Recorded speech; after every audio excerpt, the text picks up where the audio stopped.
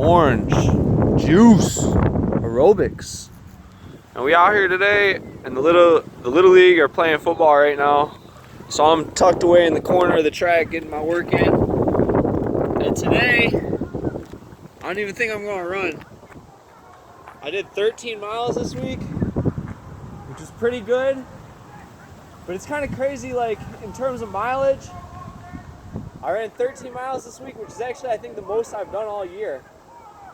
But I don't feel like I really worked out any harder this week. I just jogged. I did a 7-mile workout on Wednesday, I think. I have it written in my phone, I'm not sure. But I did a 7-mile workout on Wednesday, and I was surprisingly fresh. Like, there's a big difference between sprinting and jogging. So, like, usually I come out here, I run 4 400s, which is one lap around the track, and I'll sprint. I'll go as hard as I can. Those workouts are really almost more beneficial than just going out and jogging. But then you have the issue of intensity versus consistency. So this is how I like to approach it, is I stay consistent with my workouts no matter what. Like, I'm going to come out here, I'm going to run. I might only run a mile. I might run a slow mile. But I'm going to come out here and run. So you're always balancing consistency and intensity. And the best way to do that, though, I think, is to minimize it. Like, either say I'm going to work out intensely or I'm going to work out consistently. Like, try to do one and then work on doing both. So, like, today, I'm just going to be consistent. Like, I always take consistency out of the equation. Like, I'm just trying to be consistent right now, where I'm just constantly improving, but not necessarily totally focused on the results. And I think that's the best way to do it, because ultimately you're not going to work out, you're not going to run, you're not going to do things if you don't enjoy it. So I try to consistently put in an effort. The intensity, I don't care as much about. Like, the intensity is more about how great you want to be. Like, and if you're not seeing results, you're not going to increase your intensity. So unless you're seeing results, it's hard to work out to a point where you're trying to be Michael Jordan. If you're not winning games, you're not thinking about a championship. You're just thinking about going out there and doing it. Like, just stay consistent, and then that intensity will come with success. So as you succeed, that'll drive you to run harder, run faster. As people notice, as you lose weight, as you get in better shape, that'll increase your intensity. But the key is, in my opinion, and I think this is good advice for anybody, take consistency out of the equation. Say, I'm going to come out here and be disciplined, and then worry about the intensity. So long story short, I lowered my intensity this week, but I ran more miles. So I ran 13 miles, but I just jogged. Now granted, I need to lose a little bit of fat, and 7 miles was the most I've done, maybe since high school, in terms of a workout. I did 7-mile repeats on Tuesday or Wednesday or Thursday, one of those days. And I was shockingly fresh, though. And that's from just consistently working out. You don't get as sore. And then you can handle that high-intensity workout.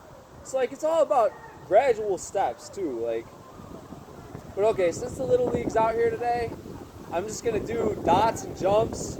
And that'll be orange juice aerobics today. And then I got 13 miles in this week. But it's not all about the mileage. Like, I ran 13 miles this week, which is a good amount, but it's not a ton. A really good runner runs between 20 and 40, I think.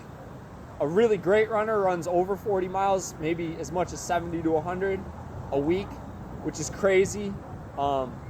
It's crazy to think that some people run 70 miles a week every week. I personally think 20 miles a week is more than enough. That's my opinion, especially as a 400 runner who tries to do more sprint workouts now. But it's all about what you enjoy. Like, don't do something you hate. Like, discipline is important in life, but it's not everything. Like, part of it is just enjoying what you're doing, and then the results will come as well. So I like to take consistency out of the equation. I focus on my consistency, and then I worry about intensity. But overall, the most important thing is that you enjoy it. Because if you don't enjoy it, then what's the point? and that'll come with results too. Like, I enjoy it a lot of times because I'm successful at certain things. I have many stories. Like, these are rare basketball shorts. Like, I have a few things in my closet. Like, I don't know how to explain it. Like, playground legend. But with that success, even if it's minor success, comes confidence, and that's where you're gonna increase your intensity. But the most important thing is just to do it. And that discipline, it isn't hard. It's just a matter of making the time.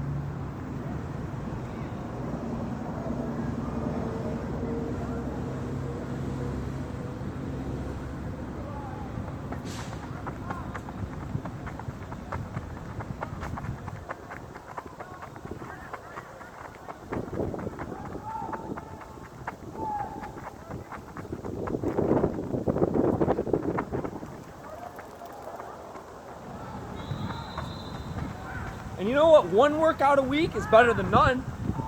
One workout every 2 weeks isn't bad. I can't tell you how many times I've only worked out once a week. I mean, that's just how life goes. There's nothing wrong with working out once or twice a week either. Although, what I do suggest is doing more than 1 hour. Sometimes I work out all afternoon. And that's key though too.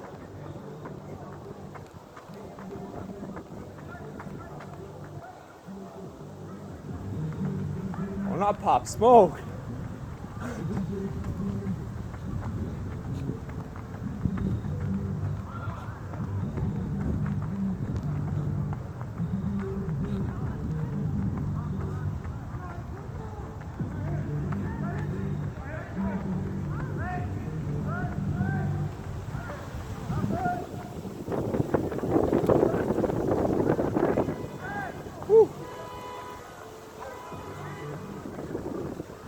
Billy Jean.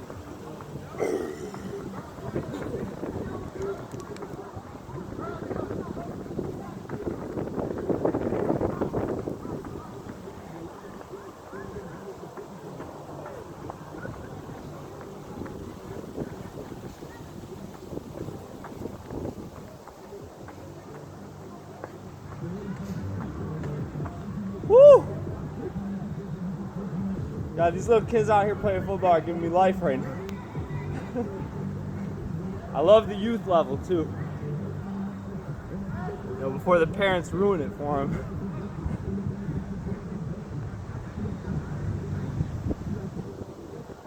Man, Little League in the hood is a little different too, like, because some of these kids are probably gonna play in college, and like, it's funny.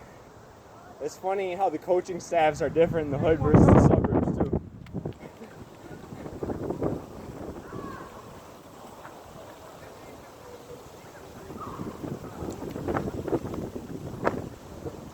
One. Whew.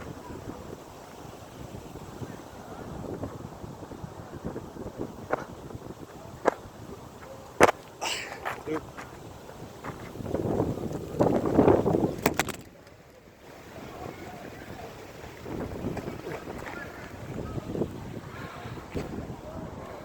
It's getting windy out here.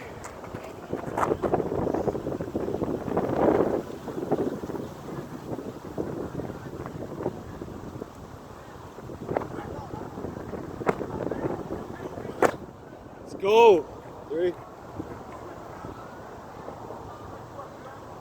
The triple jumps are great too. This is one of my favorite workouts. Because like the triple jump literally works on like your waist. So if you have like insecurity over your waist, do triple jumps. And a lot of people get mad because they don't get results. But you have to understand that your physical fitness is a lifetime achievement. So working out one day, if you're 35 and you're doing your first workout, it's going to take 4 or 5 years. So sometimes it takes time. Like my jumping, I never did jumps ever in my life until really last year. So I've been jumping for 2 years now. I've maybe improved my vertical 2 inches. I mean, it's like, it's a small baby steps.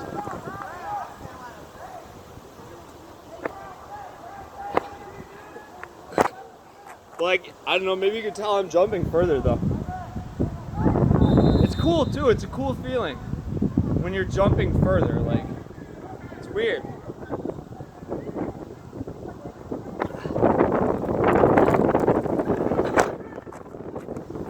Six.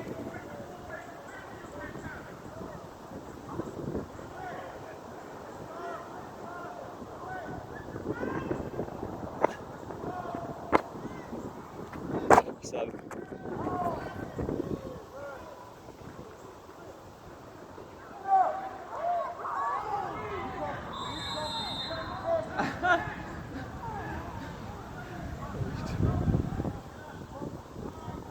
Man, this kid just got leveled at the goal line.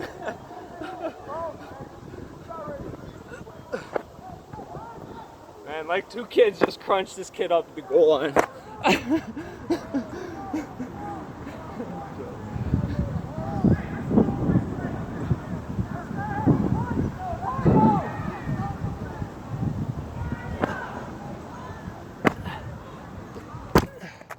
8.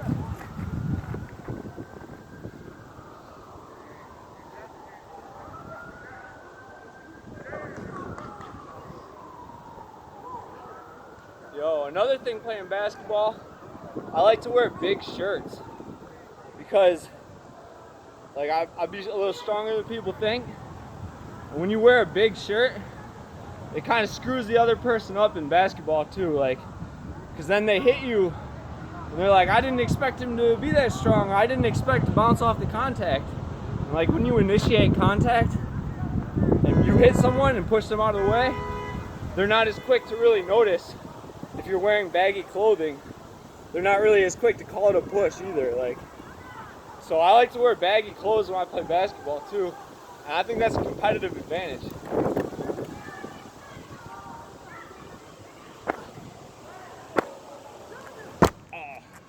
Didn't give myself enough space. One more. Let's go all the way back.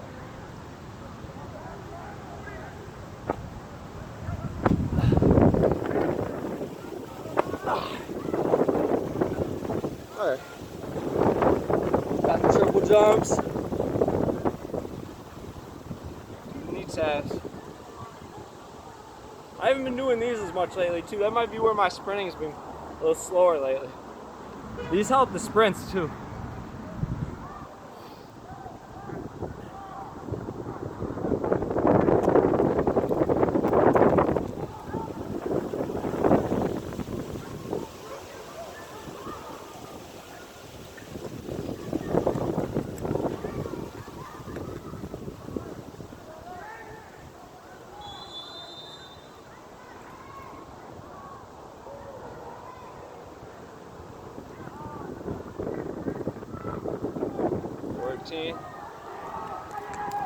Oh, 15, 16, 17.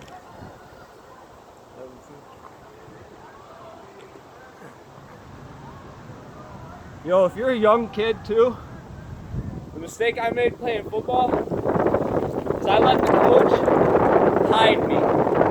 So I was like a small kid when I was young, and the coach would hide me basically. He'd play me at tight end or corner and try to keep me on the opposite end of the field of the play because he just didn't really know what to do with me because I wasn't very good.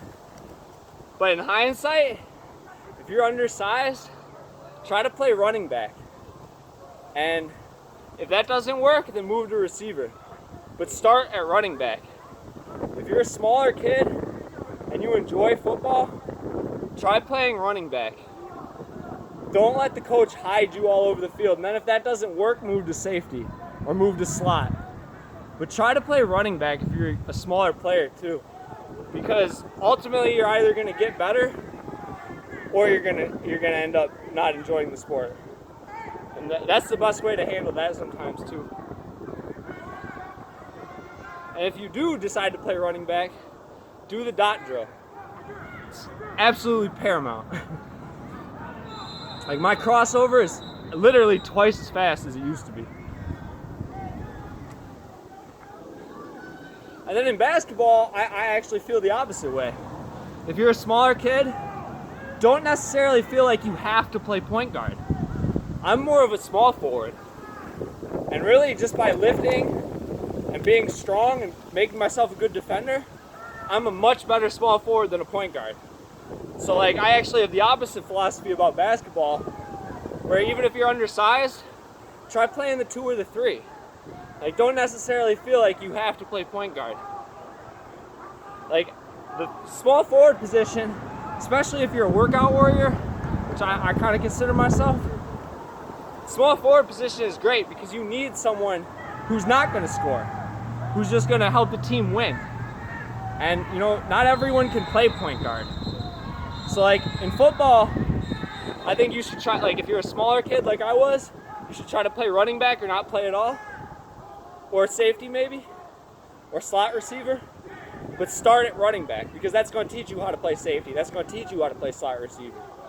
But with basketball, if you're a smaller kid, don't feel like you have to play point guard.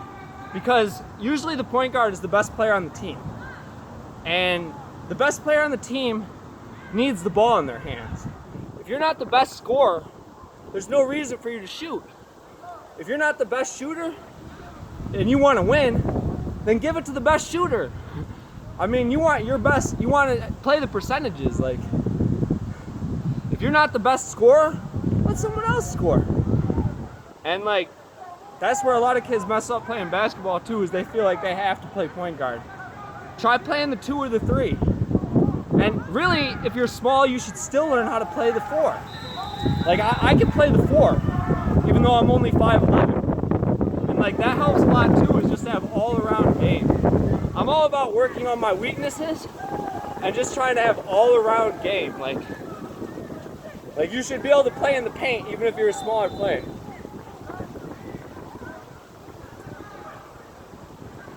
Team Rocket.